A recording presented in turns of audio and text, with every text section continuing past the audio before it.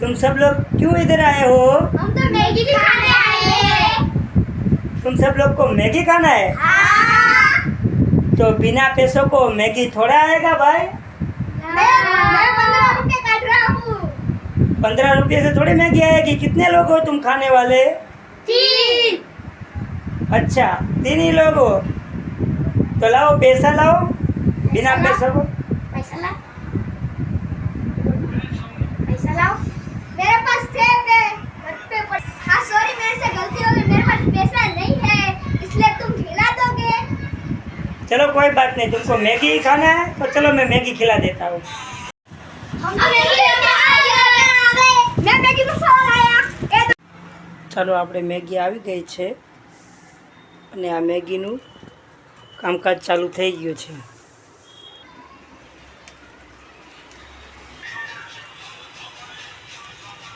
લીંબુ ચમચી. આ પોઈરાવ તો ખબર વગરના જ મેગી ખાઈ ગયા.